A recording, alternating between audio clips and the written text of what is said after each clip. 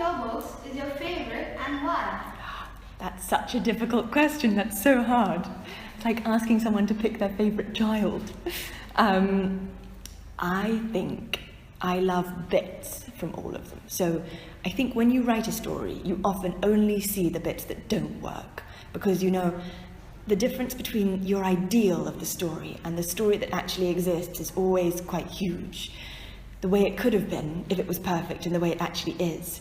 But even so, there are always bits in a story that you wrote that you love. So in Rooftoppers, there's a scene where they pull a tightrope between two very tall buildings up above Paris at night, and they stand on the tightrope and they feed the birds from birdseed from their hands on the tightrope. And I loved writing that scene. And then in The Wolf Wilder, there's a little wolf pup, a tiny newborn pup, and it belongs to the girl, Theodora, and she carries it in her hood or down her top, and they ride through the forest.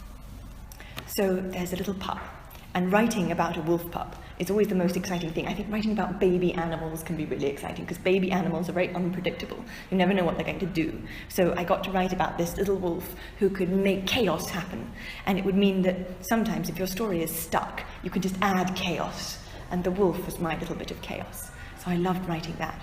And then often, really, people always say, your favourite book is the one you just finished, because you're not bored of it yet. So my most recent book, The Explorer, which will be out in August, that one has a scene where a boy flies an aeroplane out through a hole in the jungle canopy and out over the Amazon jungle.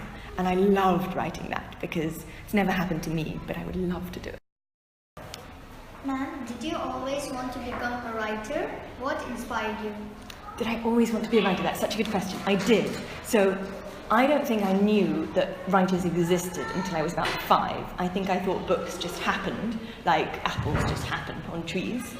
But the moment I understood that writers are people who imagine things, who dream things up and write them down, then I thought that's the job for me.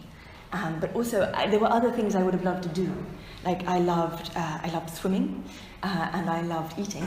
But eating is not a job, and swimming I wasn't good enough. So my 3 favourite things were reading and eating and swimming. So that only left reading.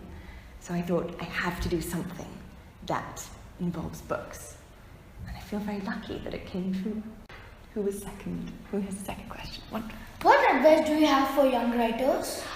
Great question. So, advice. The most obvious one is you have to read. In the same way that if you wanted to be a football player, you'd need to know what a football looked like. If you want to be a writer, you need to know how books work. So you need to know how a book is structured and what makes